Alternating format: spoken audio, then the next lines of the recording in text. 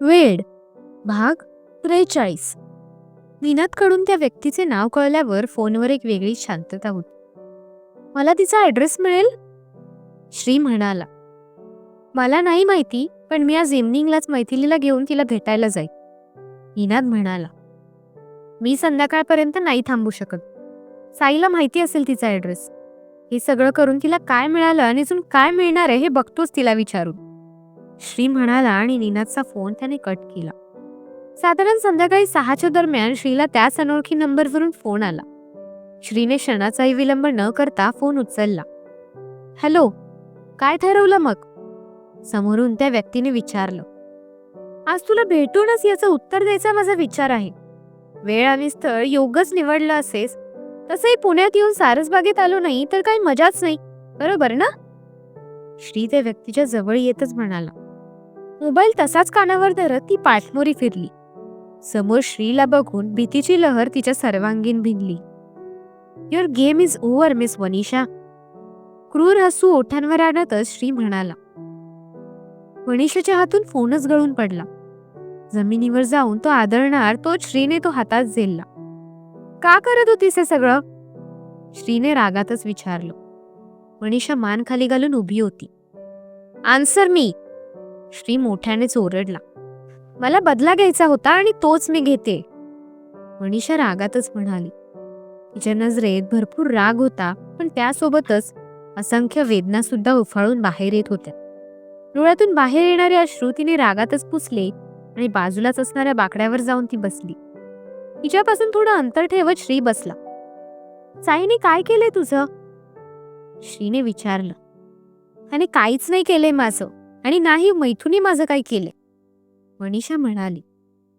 मग तू तिच्या घरी का फोटो पाठवून तिला त्रास देतेस आणि साईची एंगेजमेंट मोडण्याच्या मागे का आहेस? श्रीने विचारलं. तसं नसतं तर मैथुला त्रास कसं होणार, आणि मैथुला त्रास नाही झाला तर तिच्या भावाला कसा त्रास होईल? वनिशाच्या या वक्तव्याने श्रीला गोंधळात पाडलं. तू प्लीज मला कळेल असं बोलशील? श्री म्हणाला. ऋषिकेश, मैथूचा मोठा भाऊ. खूप प्रेम करते मी त्याच्यावर, अगदी लहानपणापासून. त्याने माझ्यासोबत 2 शब्द बोलावं म्हणून मी नेहमीच मैथूच्या मागे पुढे करत आली. तो घरी आहे हे कळलं तर मी काही ना काही कारण काढून मैथूच्या घरी जायची. त्याने सुद्धा माझ्यावर तसंच प्रेम करावं असं मला नेहमीच वाटायचं. जेव्हा मैथू कॉलेजमध्ये जायला लागली तेव्हा माझं हे स्वप्न कुठेतरी खरं होऊ लागलं असं मला वाटलं. मैथू कुठे आहे, काय करते, कोणासोबत बोलते, अशा छोट्या मोठ्या गोष्टीसाठी तो मला फोन करू लागला. मैथूच्या बाबतीत तो सुरुवातीपासून थोडा जास्तच पॉझिटिव्ह होता. तो जॉबवर असल्या कारणाने त्याला तिच्यावर पाहिजे तसं लक्ष ठेवता येत नव्हतं. पण मी मैथीसोबत असायची त्यामुळे त्याला माहिती होतं, म्हणून त्याने माझ्यासोबत मैत्री केली. हळूहळू आमच्यातील बोलणं सुद्धा वाढत गेलं. नंतर तो सुद्धा माझ्या प्रेमात आहे असं तोच मला म्हणाला.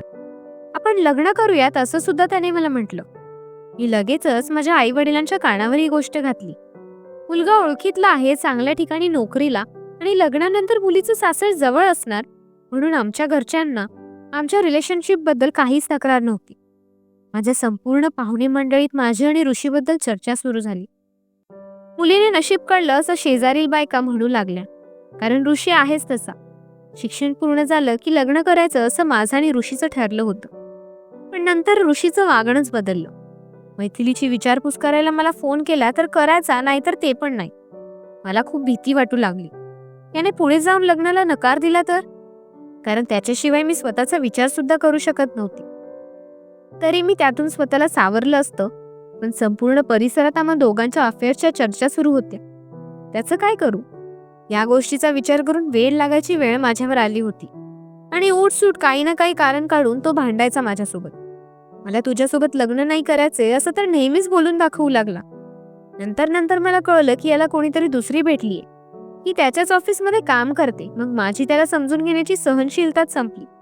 मी ठरवलं की याला ह्या गोष्टीची जाणीव करून द्यायलाच हवी की एखाद्या मुलीला लग्नाची स्वप्न दाखवून तिला अर्ध्यावर सोडल्यावर संपूर्ण समाजात तिची काय इज्जत राहते ते.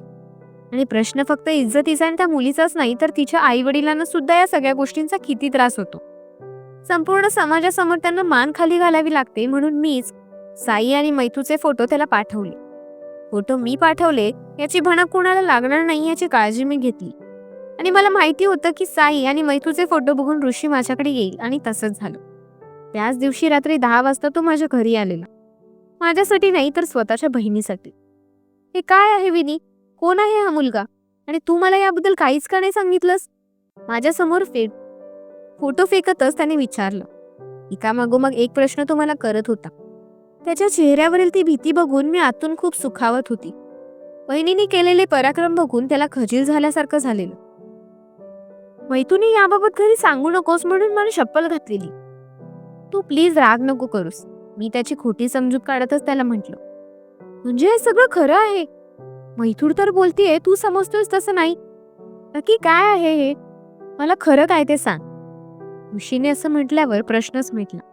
मी त्याला ती गोष्ट सांगितली जी गोष्ट साई आणि मैथूमध्ये कधी घडलीच नाही. मैथूला मी समजवलेलं की साईपासून लांब राहा, पण ती ऐकायलाच तयार नाही. फोटो बघून त्या दोघांचं रिलेशन किती डीप आहे हे तुला वेगळं सांगायची गरज नाही. पण हे सगळं मी तुला सांगितलं हे तिला सांगू नकोस. माझ्यासोबतची मैत्री ती तोडून टाकेल. यापुढे त्या दोघांत जे काही घडत जाईल, दोघे कुठे भेटणार असेल तर ते सगळं मी तुला सांगत जाईल, असं मी ऋषीला म्हटलं.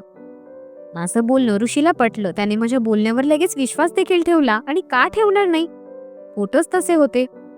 मनीषा क्रूर हसतच म्हणाली, भांडणं तुझ्यात आणि मैथिलीच्या भावात झाली होती. तुला मैथिलीला आणि साईला मध्ये आणायची गरज नव्हती. एवढं सगळं करून तू अजूनही तिच्या घरी फोटो पाठवून त्रास देतेस तिला. आता हे सगळं करून काय भेटणार आहे तुला? श्रीने विचारलं. जेव्हा त्याची बहीण त्याच्या घरी बसेल, त्याच्या आईवडिलांना माझ्या आईवडिलांसारखं टेन्शन येईल. आजूबाजूची 4 लोक उठसूट त्याच्या आईवडिलांना नावं ठेवतील जसं माझ्या आईवडिलांना ठेवत आलीयत. तेव्हा त्याला कळेल की त्याने आयुष्यात किती मोठी चूक केली आहे ती. साईच्या हेल्थ इश्यू बद्दल मला कळलं होतं. त्याच्यावर डॉक्टर भट्टीकडे ट्रीटमेंट चालू आहे हे सुद्धा मला माहिती होतं. पण मी याबद्दल कोणाला काहीच सांगितलं नाही. मैथिली मुंबईत निघून गेल्यावर साईने स्वतःला तिच्यापासून लांब केलेलं, पण मीच त्याला तिच्यापासून लांब राहू दिलं नाही. साईचं फेक आयडी बनवून मीच मैथिलीला मेसेज करून त्रास देत होती, जेणेकरून तिने पुण्याला निघून यावं आणि साईला याबाबत जाब विचारावा. आणि ती तसं करायला तयार पण झालेली. पण नंतर तिने निनादला लग्नासाठी होकार दिलाय हे कळल्यावर मीच ऋषीला सांगून तिला पुण्याला येण्यापासून अडवलं. निनादला साई आणि तिच्यात नसलेल्या नात्याबद्दल सांगण्यापासून सुद्धा मीच मैथूला अडवलं. कारण तिचं लग्न झाल्यावर मी स्वतः तिच्यात आणि साईमध्ये असलेल्या नात्याबद्दल निनादला सांगणार होती आणि तिला त्याच्यापासून लांब करणार होती. मग निनाद तिला स्वतःपासून लांब करेल आणि तिला पुण्याला आणून सोडेल. आणि मी तसंच केलं. पूजेच्या दिवशी मैथूच्या नकळत मी साई आणि तिचे फोटो त्यांच्या बेडरूम मध्ये ठेवले. पण ते निनादच्या हाती लागायचे सोडून तिच्याच हाती लागले. त्यानंतर मग मैथूकडून तुझ्याबद्दल कळलं. खूप हसू आलं बिचारीवर. तिचं पहिलं प्रेम होतास तू. मनीषा जबरदस्तीचं हसू ओठांवर आणतच म्हणाली. श्रीला सुखद आश्चर्याचा धक्का बसला. क्षणाचाही विलंब न करता त्याने मोबाईलमध्ये चालू असलेली रेकॉर्डिंग मनीषाच्या नकळत थांबवली. धडधडत्या हृदयाने तो मनीषाकडे पाहू लागला. तू कॉलेजमध्ये येणार त्या क्षणी ती तुझी वाट बघत गेटवर उभी असायची. कॉलेजमध्ये लेक्चर अटेंड करायचं सोडून तुलाच बघत बसायची ती. तू पण तिच्यावर प्रेम करतोयस याची जाणीव तिला थोडीफार झाली होती. अचानकपणे तू तिला दिसायचं बंद झालास म्हणून तुझ्या काळजीने ती आजारी सुद्धा पडली होती. शेवटी थोडीशी हिंमत करून तिने सायरथ सोबत मैत्री केली. त्याच्याकडे तुझ्याबद्दल चौकशी केली असता तू बँगलोरला शिफ्ट झालास हे तिला कळलं. त्या रात्री तुझ्या आठवणीने खूप रडली ती. निनाद सोबत लग्न होईपर्यंत ती तुला विसरली नव्हती. निनादला तुझ्यासोबत ती कम्पेअर करू लागली.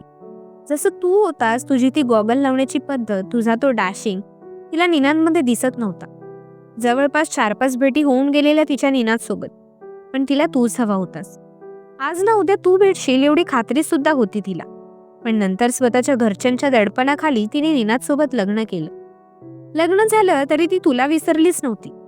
नंतर निनादची समजूत काढायला त्याच्या ऑफिसमध्ये त्याच्यासाठी डबा घेऊन आलेली तेव्हा तिची आणि तुझी भेट झाली हे तिच्याकडूनच कळलं मला. मग मी ठरवलं की आता थेट चेक अँड मेट करायचं. तुझा परिवार बेंगलोरला असतो हे मला कळलं होतं, म्हणून मी बेंगलोरवरून निनादला कुरिअर पाठवलं जेणेकरून संशय तुझ्यावर येईल. फोटो बघून निनाद चिडेल, मैथूवर रागवेल असं काही मला मैथूकडून ऐकायला मिळेल असं वाटलेलं. पण तसं काही झालंच नाही. तसं झालं पण असेल, पण मैथू माझे फोन उचलतच नव्हती. कारण मी सगळ्या गोष्टी ऋषीला सांगेन. आज ना उद्या मैथू पुण्याला नक्की येईल या भ्रमात मी होती, पण तसं काही झालंच नाही. मैथूचं नशीब इतकं चांगलं निघालं की निनादने तिला समजून घेतलं. जेव्हा मैत्रीकडून ती त्या घरी सुखी आहे हे कळलं, तेव्हा माझीच तळपायाची आग मस्तकात गेली. मी त्याच रात्री तिच्या घरी फोटो पाठवले. निनादची आजी जुन्या विचारांची आहे. ती मैथूला असल्या गोष्टीत कधीच समजून नाही घेणार, पण मी पाठवलेले फोटो सुद्धा मैथूच्याच हाती लागले. मनीषा उजव्या हाताची मूठ डाव्या हाताच्या तळहातावर आपटतच म्हणाली, साईची एंगेजमेंट मोडून तुला काय मिळणार होतं? श्रीने विचारलं. साईची एंगेजमेंट मैथूने मोडली असं मला भासवायचं होतं. मग तो तिला त्रास देईल आणि या वेळेला मैथूला त्रास देण्यासाठी मी स्वतः साईला मदत करणार होती. तिचा संसार मोडून ती घरी बसेल तेव्हा तिच्या संपूर्ण परिवाराला त्रास होईल, अगदी तसाच जसा माझ्या आई वडिलांना होतोय. कदाचित तेव्हा ऋषीला कळेल की किती वाईट वागलाय तो माझ्यासोबत आणि अजूनही वागतोय. मनीषा डोळ्यातून अश्रू गाळतच म्हणाली, त्रास तुला कोणी दिलाय आणि तू किती जणांना त्रास द्यायला निघालीस याची जरा तरी कल्पना आहे का तुला? ती मुलगी तुझ्यावर जीव ओवाळून टाकायची आणि अजूनही टाकतेय. तुला आपलं मानतेय म्हणून तुझ्यावर आंधळा विश्वास ठेवून तिचं मन ती तुझ्यासमोर हलकं करते. पण तू तिचा असा फायदा घेशील असा विचार तिने स्वप्नात देखील केला नसेल. श्री म्हणाला, तिच्यासोबत असं वागून मला सुद्धा चांगलं वाटत नाहीये आणि तसंही निनाद सोबत ती खुश नाहीये. ती खुश आहे असं दाखवते फक्त. तिचं प्रेम तुझ्यावर आहे. अजूनही ती तुझ्यावर प्रेम करते. मनीषा श्रीला भावूक करतच म्हणाली. श्री निर्विकारपणे मनीषाकडे पाहत राहिला. तू पण तिच्यावर खूप प्रेम करतोयस हे मला माहिती. जर तू मला थोडीशी मदत केलीस तर तुझी मैथिली तुला परत भेटेल आणि मला ऋषीकडून माझा बदला सुद्धा घेता येईल. निनाद सारख्या लव्हर ग्रेड माणसासोबत मैथू कधीच सुखी राहणार नाही या गोष्टीचा सुद्धा विचार करतो. मनीषा श्रीवर शब्दांची अशी जादू करत होती की श्रीला तिचं पटवून घ्यायला ती एक प्रकारे भाग पाडत होती. श्री अजूनही निर्विकारपणे तिच्याकडे पाहत होता. एवढा पण विचार नको करूस, परत अशी संधी तुला भेटणार नाही. मैथिली हवी असेल तर माझ्यासोबत हात तू मिळवूच शकतोस. उजवा हात श्री समोर धरतच मनीषा म्हणाली, काय करेल श्री? देईल का मनीषाची साथ? कळेलच पुढील भागात. धन्यवाद.